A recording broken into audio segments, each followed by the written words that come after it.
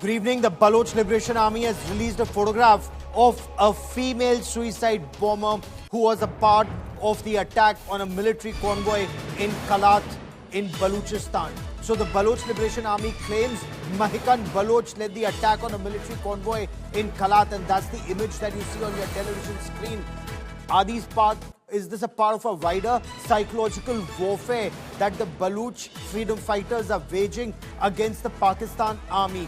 The BLA released this picture saying Mahikan Baloch was part of their elite Majid Brigade.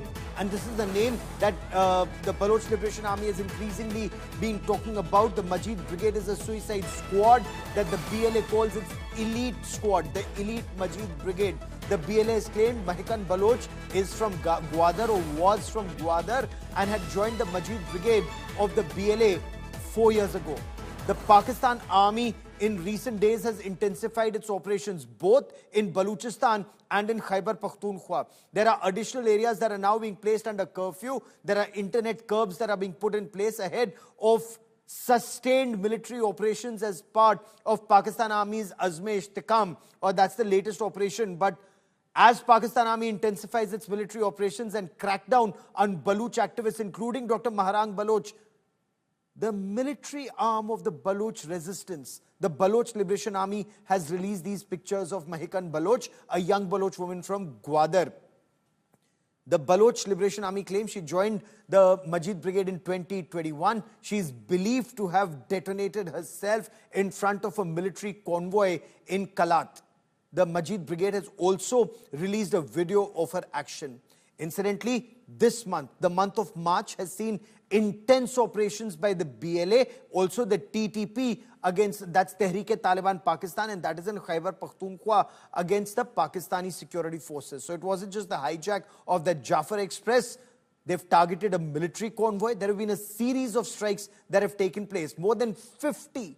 And this is what Pakistani media is reporting. More than 50 strikes on Pakistani security forces in Balochistan and in Khyber Pakhtunkhwa. Some reports are talking about coordinated attacks being mounted by Baloch fighters in Balochistan and TTP in KPK.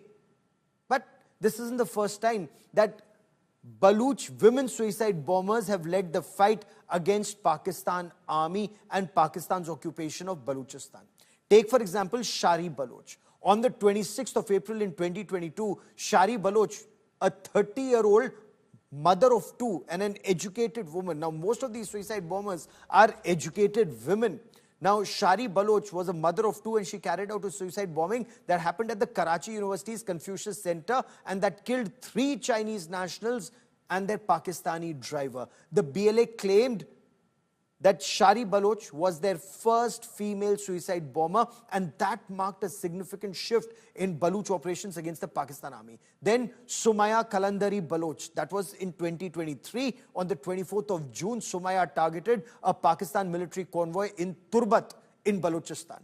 Again, the Majid Brigade claimed responsibility, identifying her as the Fidain or the suicide squad lead. Casualty details, of course, vary in that attack. Pakistani officials reported 1 policeman was killed, 2 were injured. BLA claimed that the Pakistani casualties were much higher. Then there was Mahal Baloch, and this was in 2024, 26th of August 2024. Mahal Baloch attacked a Pakistani paramilitary base, and this was in BLA. This was again a coordinated BLA multi-pronged offensive. The group released a photograph confirming her as the suicide bomber. And this is an indication, and there have been others, this is an indication that increasingly there are women who are leading this offensive. And as Pakistan Army prepares to fight this war on ground, unleashing a wave of harsh repression, as the Baloch fighters put it in Balochistan, shooting at, killing at point-blank range in some instances, unarmed protesters, arresting unarmed resistance or people like Dr. Mahikan Baloch, an activist nominated for a Nobel Prize for peaceful protest for an independent Balochistan, or calling for the stopping of Pakistan Army's atrocities in Balochistan, for the release of those who have been a part of enforced disappearances. Many say that the Baloch fighters are now intensifying their operations, and the worst is still to come for the Pakistani security forces, not just in Balochistan, but also in Khyber Pakhtunkhwa. In midst of all this, Pakistan Army is talking about, or at least some voices considered very close to the Pakistani military terror complex or Pakistani deep state, they're talking about airstrikes in Afghanistan. So Pakistan is now preparing to fight a war on multiple fronts. In Balochistan, against Tehreek-e-Taliban Pakistan in KPK or Khyber Pakhtunkhwa, and strike inside Afghanistan. Joining me for more on this is Professor Brahma Chilani, a very well-respected strategic affairs analyst who keeps a hawk-eye on developments across the region. He's a geostrategist on the show. Professor Chilani, BLA has released the picture of a woman suicide bomber, Mahikan Baloch. There have been other women suicide bombers that we were talking about. But is this a message, the timing of this release of this picture, the operations on ground, the peaceful protests? What do you make of what's happening in Balochistan, sir? The use of suicide bombers by Baloch militant groups is actually a relatively recent development. Only in recent years have Baloch militant groups employed suicide bombers. They began with male suicide bombers, and most recently it's the female suicide bombers that have been pressed into service. The reason is obvious: increased desperation and frustration among Baloch people. And coupled with that is the increased Pakistani military repression in Balochistan. So these two factors have contributed to the increasing use of suicide bombers, and now the role of female suicide bombers is becoming important, especially to inflict maximum damage and generate widespread fear, because it's very difficult to control female suicide bombers. The attention of security forces tends to be on young males, but when females also engage in suicide bombings and suicide attacks, that makes the task of security forces in Balochistan or, for example, in Karachi and Sindh far more difficult. And in fact, this is the only way the Baloch Liberation Army and other Baloch militant groups have been able to target Chinese interests. Because to target Chinese interests, they have to rely on increasingly sophisticated methods, because the Chinese interests are protected by rings of security, not one ring, two rings. At times, there are 4 or 5 rings of security around any Chinese project or even around Chinese nationals. So to penetrate several security rings, Baloch militant groups need to use innovative methods. Professor Chilani, has the Pakistan Army so far been caught flat-footed and without any new ideas on how to deal with this fresh wave of freedom struggle? Highly educated, middle-class men and women, Dr. Allah Nazar Baloch, for example, a doctor, Dr. Mehrang Baloch, a doctor. So both the armed resistance and the peaceful resistance are being led by educated people. Does the Pakistan Army have, one, ideas, and two, adequate funds to mount operations like either Zarb-e-Azm in the past or Raddul Fasad? What do you make of this Azm-e-Ishtikam operation? Has that yielded any results, or is that likely to yield any results the way Pakistan security forces are moving forward? Well, you raise a very important issue. There are two aspects to it. One, that the Pakistani military is pretty stretched in Pakistan. It's involved in operations in several parts of Pakistan, because there is widespread discontent in Pakistan against the Pakistani state, especially the Pakistani security establishment. The resentment against the Pakistan military is apparent across Pakistan, apart from Punjab. So the Pakistan military is already pretty stretched. The second is that the repression by the Pakistan military in Balochistan is only fueling greater resentment and greater resistance to Pakistani occupation of Balochistan, the way most Baloch see. the presence of Pakistani forces in Balochistan. They see their province under illegal occupation of Pakistan. And the Baloch conflict, as we all know, is deeply rooted in grievances related to the province's political and economic marginalization, as well as the exploitation of Balochistan's natural resources.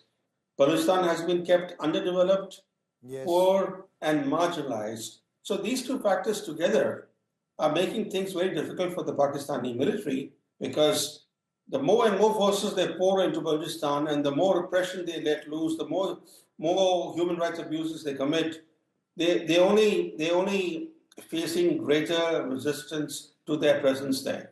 So tell me this, you talk about the Pakistan army being stretched already from Gilgit to Gwadar. They appear to be stretched, barring, of course, Pakistan's Punjab province for now at least. But Pakistani commentators are already talking about mounting airstrikes inside Afghanistan and may not just be along the AFPAC border or the Durand line. If Pakistan is to mount intelligence-based operations deeper inside Afghanistan and in KPK and in Balochistan, can they afford to open so many fronts, given that their convoys, their routes, their supplies would be so vulnerable to attacks both in Balochistan and in Khyber Pakhtunkhwa? It's a good point, because as far as the Baloch problem is concerned for Pakistani state, the Baloch problem actually also relates to Iran. A part of Balochistan is also under Iran's rule, and Pakistan has blamed Baloch groups operating across the border in Iran for carrying out attacks on Balochistan in Pakistan. So carrying out airstrikes in Afghanistan is not going to do much, even carrying out airstrikes in Iran, as Pakistan did in response to Iran's airstrikes on militant sanctuaries that Iran said were being nurtured, were being facilitated by the Pakistani military establishment. Even those airstrikes did little to contain the Baloch problem. I think the real issue is this, that the root causes of the conflict in Balochistan need to be addressed by the Pakistani state. Otherwise, we will see what we have seen in the last couple of years or last 3-4 years, which is growing escalation of this conflict. And that's escalating not just in Balochistan, but also in Khyber Pakhtunkhwa province of Pakistan, where Imran Khan's supporters continue to remain aggressive. Pakistan army hasn't even been able to tame Imran Khan, who is in jail, remains defiant. And that's another Achilles heel for the Pakistan army. Professor Chilani, for joining me here on India Today. Many thanks. The Punjab and Haryana High Court has come down heavily on the Punjab police for the delay in registering an FIR in the case of assaulting an army officer and his son in Patiala. The High Court has directed the Punjab police to file an affidavit explaining the delay in the registration of the FIR and name the officer responsible for this delay. We reiterate the need for a fair and honest investigation in a transparent and a very time-bound manner to punish the guilty and restore faith in the system. All possible steps are being taken to ensure that the Indian Army officer, Colonel Pushpinder Singh Bath, who was assaulted upon by the police personnel, gets due justice. I would like to assure all that the Indian Army remains fully committed to pursuing the case to its logical conclusion. The continuous contact between the army authorities and the civil administration has helped in speedy resolution of the matter and ensuring delivery of justice to the aggrieved army officer. The concerned police officials have been placed under suspension and departmental proceedings for major penalty have been initiated. The police officials have been transferred out of district Patiala in order to ensure that the investigations can be conducted in a fair manner. Any person who has assaulted the serving army officer shall be dealt with severely in accordance with law. The criminal investigation shall be completed swiftly so that the culprits are brought to book soon. And joining me now on 5 Live, Jaswinder Kaur Bath, wife of Colonel Bath, who's led this fight for justice. Also with me is Shashikant, former DGP of Punjab, and Kapil Sankla, an advocate in the Supreme Court for a legal perspective on this big story. Ms. Bhatt, first glimmer of hope that you will get justice with the Honorable High Court directing the police to explain the delay in filing the FIR? Yeah, they've given. I have appealed because I was not getting any way out. I have finally approached the High Court and I'm looking for justice for my husband and his uniform and his pride, which I will not leave until and unless I get the justice. Mr. Sankla, does the police action smack of delaying tactics? Assault that took place on the night of 13th and 14th, and an FIR that was registered perhaps a week later, and that too not on the basis of the complaint filed by Colonel Bhatt, a decorated serving army officer, but on the complaint of a dhaba owner. Well, this is wrong on so many levels, I do not even know where to start. First and foremost, there was a delay in registering of the FIR, and the poor lady in the middle of the night was made to run from pillar to post. This is in complete contravention to various judgments of the High Court and the Punjab Haryana High Court and the Honorable Supreme Court, including in Lalita Kumari, that said that the FIR will be registered irrespective of the jurisdiction, will be registered immediately without further delay, and it would be a contempt of the orders of the Honorable Supreme Court if the FIR is not registered. Not only the delay here, but the purposefully attempt of the police officers to digress the issue by getting a third-party FIR and also making a lady run from pillar to post is absolutely shocking. What is even shocking today is that those 12 officers have merely been suspended and not arrested despite cogent evidence. You see that this is a case of attempt to murder, grievous injury, etc., etc. So let's take this step by step, sir. Since you've shed legal light on this, I want to bring in Mr. Shashikant. The Punjab police is so well respected. It's a police force that has tremendous experience in tackling terror, in keeping our country safe. Why would the Punjab police behave in the manner in which it did? What is your appreciation, sir? You've led this police force. Yeah, to start with, I'll say that hats off to the lady, Mrs. Bhatt. She is really courageous, and the way she has taken this particular fight, I'll say that hats off to, may God bless her with a long and happy life.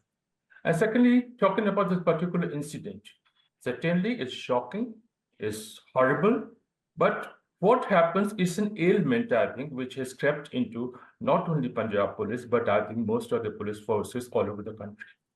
In each and every state, in each and every district even, they always form a small group of this kind of persons who are basically hoodlums, who just try to take law into their hands, and they are used for this kind of nefarious things like a shootout, like an encounter, etc.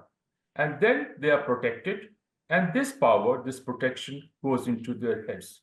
They think that they become law unto themselves, and they behave, misbehave, and grossly misbehave on such incidents. Thank you. Ms. Bhatt, explain why, even though a magisterial inquiry was ordered and under tremendous pressure, considering you were running from pillar to post, and on that night, in the same clothes that you had slept in, because your husband had been assaulted, your son had been assaulted, charges that they were under influence of liquor was being leveled on them. But even after that, you did not get justice till the time you approached the governor. Why does that not give you hope that there is a magisterial inquiry that was ordered? Why is it that Colonel Bhatt and you seek a CBI investigation, madam? Yeah, I'll tell you the way, as I told you about the whole incident earlier. As a lady, my husband being into that post is not the question. Question is any lady who has run to save her husband or son and has approached SSP the whole night. And when I go approach him and I tell him, I'm sorry that I'm coming in my nightwear, but I didn't have any option. And he sends me from one police station to another police station, not feeling that how would she feel going in her nightwear right and left, who has to go and be with her husband. And the way of torturous thing SSP Nanak did with me was, it was so torturous that from night 11 o'clock till 1 o'clock, he made me shuffle from one police station to another. It was shocking. The next day, they called the culprits to the office and then tell them to ask for forgiveness from me. And when they asked for forgiveness, I told them, just go out. I am not going to forgive you for what you have done. And then in front of DSP Satnam, their own senior police officials, these guys tells me that you are going to be in Patiala, I'm going to be in Patiala, and your son is here, so watch out. So Oh my God. inside the police station, they had guts my to, God. scare me. And then SSP Nanak has been informed by that, and still they were roaming around without their name being mentioned in suspension. And they were using the government vehicles and the guards and roaming around. The guard is not needed by people who guard us. Guard is needed to people here who are being threatened by these. And I I want to don't bring in want Mr. Sankla. I want I to want bring to in say Mr. one Sank. thing. I Go want on, to say ma'am. one thing on this. Yes, This please. is not a fight between army or police. It is fight between these few police people who have made it into a Gunda Raj. And this is not their doing. It is their seniors who have not been able to groom them properly and giving them a shield that you can do anything and you'll be escaped. There are so many cases pending on these four officers in Okay. Patiala that unless justice given to anybody, or everything has been compromised and settled by That's SSP a very himself. He called me pertinent point you're making, Ms. Bath. and Ma'am, he that's a told me in his office, the SSP tells me compromise is only the option, ma'am. This is what he tells me after seeing and that this is brutal video where he has one beaten. uniform to another uniform, one And then uniform to you, another uniform. It just defies logic. But it I want to once again bring pains. in Mr. It Sankla for pains. the legal perspective. No, Right. For it the pains legal when perspective. SSP. It pains when SSP Yes. saw all the videos and evidence and still never, when he suspended, my husband could only recognize four SHOs. Rest were told that they were the officers who said the people were involved. But these four people, he could not take four SHOs name on suspension. He could not tell the media why SSP, who's the district law and order in charge in Patiala, could not Yes. take action and take their name. What was the reason of Mr. hiding Sankla, their that's name? a very pertinent point, Ms. Bath is making, that Yes. fine, the inspectors made a mistake. Fine, the inspectors were seen as these, encounter specialists, but at least an SSP, a senior police officer, an IPS officer is expected to restrain them. Unfortunately, even that didn't happen. So this is a failure of the system, sir, is it not? This is an absolute disgrace, as I was saying. You see, the senior officers, only because the lady had the gumption and the power to make some noise and take help of media, is now in a way threatening her that yes, aap settle kar lo, warna aapki family bhi yahin pe rehti hai. This officer should also be suspended. Strict action should be taken. His vardi should be taken off, because this gives a wrong message to the police that don't worry, we'll suspend you for some time, but your officers will take place. Understand this: attempt to murder with dangerous weapon is punishable with up to 10 years of imprisonment. And the officer is saying, doesn't matter, compromise this. And even now they are only getting suspended and nobody is getting arrested. What happens if some action, some illegal action is taken by them? I don't even understand how, under the circumstances, the hospital could have given them a clean chit. So that also needs to be checked, because you also know with the other case that took place, that how Yes. even the hospitals are being manipulated when that boy was arrested. So there is Yes. No, much and they've more. done this. They've done this because now they're saying there were two people who were arrested. This was the team which was DIG in the morning had awarded 10 lakh rupees for an encounter. And he had given them promotions that they will be promoted. And these were the same team which had come to Rajendra Hospital, and then they were drunk state, wearing their khaki trousers and civil shirts. And then the police have to make up a story that they had come there in their civil dress to catch a drug peddler with headlight with a police vehicle, because they didn't want Okay. to tell their identity, and but then identity was to be hidden with the police vehicle which was flashing on the light. You can see it in the You video. know, who better than Mr. Shashikant to shed light on whether this is a systemic failure, not just of police personnel high on their par, but even an IPS officer who's expected to rein them in, sir? Is this a failure? I will not say collapse, but a failure of the system up the chain of command? Loyalty to lanyard became more important than loyalty to justice, sir? It's a totally failure of system, I'll admit there. And to add this thing, I'll say that these hoodlums, some of these hoodlums, they become so powerful. In the past, I have seen several incidents where these hoodlums have the audacity of getting the SSP and even DIGs transferred out because they refuse to fall in their line. This is the state of affairs. That's why I say it's a systematic failure, which I think, unfortunately, nobody is taking any action on it. There have been innumerable sort of reports on how the police morale should be increased, their training, etc., etc. These reports are just catching dust. No actions taken. And again, it's all leading to a systematic failure.